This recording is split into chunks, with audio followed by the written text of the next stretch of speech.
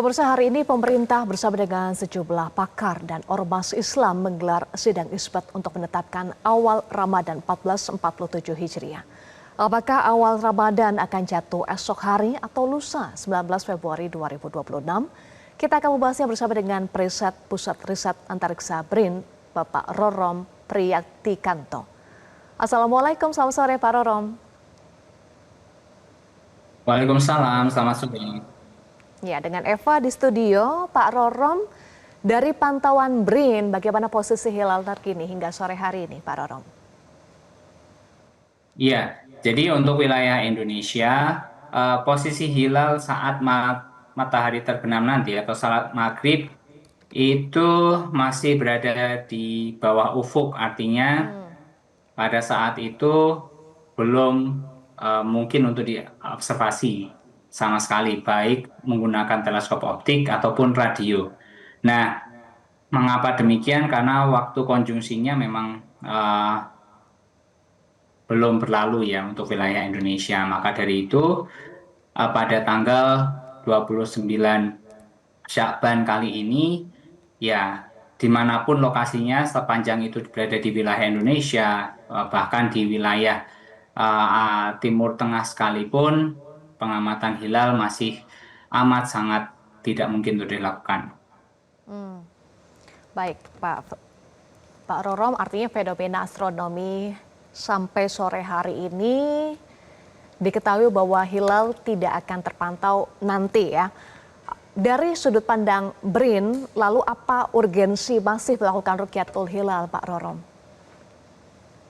Secara saintifik saya kira tidak ada urgensinya. Memang ada beberapa uh, aspek yang menarik secara saintifik, misalnya bagaimana kita bisa mendeteksi bulan pada siang hari misalnya. Itu adalah suatu capaian yang menuntut kinerja instrumen, pengaturan instrumen, dan keterampilan pengamat yang luar biasa tinggi.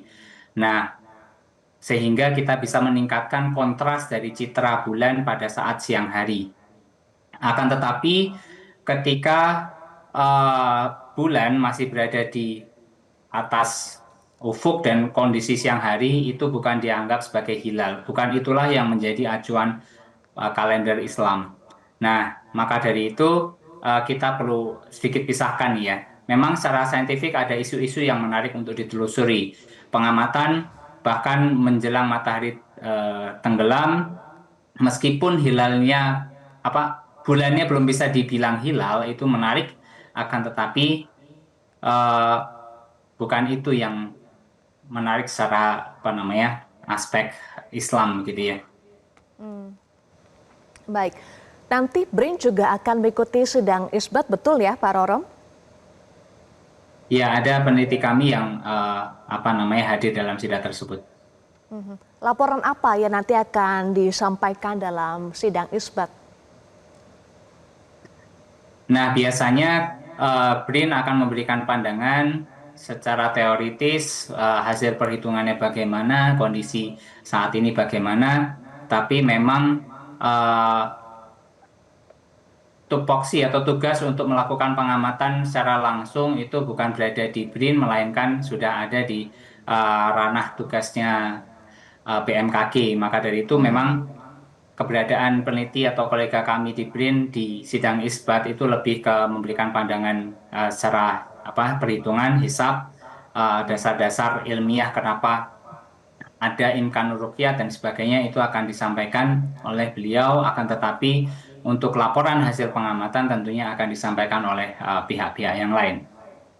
Jadi nanti peneliti dari BRIN akan memberikan pandangan teoritis yang akan menguatkan dari laporan-laporan termasuk dari BMKG, betul begitu ya Pak Rorom? Betul sekali. Baik, Pak Rorom, salah satu kriteria yang digunakan oleh Muhammadiyah adalah kalender Hijriyah Global Tunggal atau KHGT. Bagaimana penjelasan kepada publik terkait dengan hal ini, kalender Hijriyah Global Tunggal, Pak Rorom?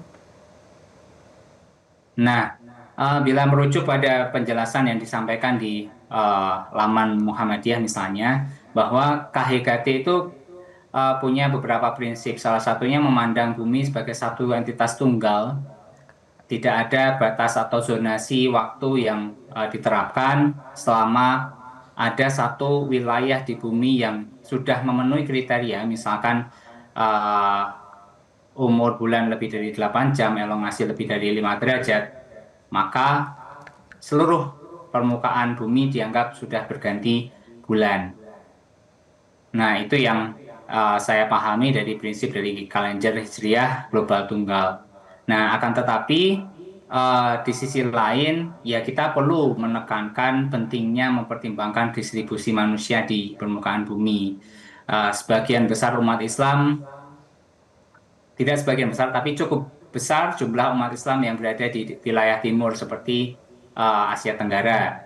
Ada porsi yang signifikan di Asia Selatan, Timur Tengah, daerah Afrika, baik itu utara maupun selatan, di wilayah barat pun ada. Nah, itu semuanya harus dipertimbangkan supaya kalau seandainya dalam kondisi-kondisi ekstrim, mereka semuanya umat-umat tersebut merasa diperhitungkan gitu ya. No one left behind, itulah prinsip dari apa namanya perhitungan yang menyangkut hajat hidup orang banyak. Kalau untuk saat ini, Pak Rorom, apakah sudah waktunya pemerintah beralih menggunakan KHGT, Pak Rorom?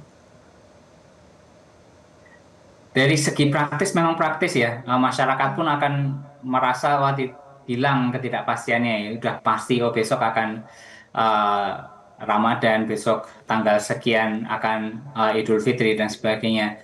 Aspek-aspek ketidakpastian menjadi hilang. Akan tetapi ini merupakan isu yang perlu mempertimbangkan banyak aspek. Tidak hanya aspek saintifik saja.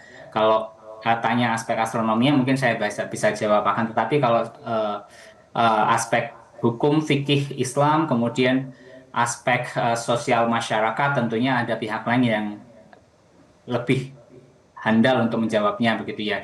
Nah, aspek kalender ini merupakan multidimensi. Nah, maka dari itu kita perlu kaji baik-baik apakah kriteria-kriteria yang sudah disebutkan dan diterapkan dalam KHGT itu baik, cocok, karena meskipun itu baik, belum tentu kita bisa mentransformasi itu dengan cukup cepat gitu ya. Penetrasi ke masyarakatnya itu belum tentu baik gitu ya. Belum tentu banyak pihak yang bisa menyepakati, memahami kebaikannya dengan cukup cepat. Baik, nanti kita akan lanjutkan lagi pembahasan terkait dengan awal Ramadan 1447 Hijriah. Usai jeda ya, Pak Rorom, pemirsa tetaplah bersama kami di Breaking News Metro TV.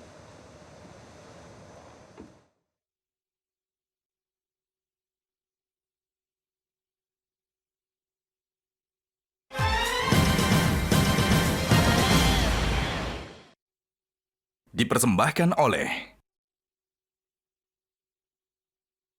didukung oleh jelajahi cara baru mendapatkan informasi. Download Metro TV Extend sekarang.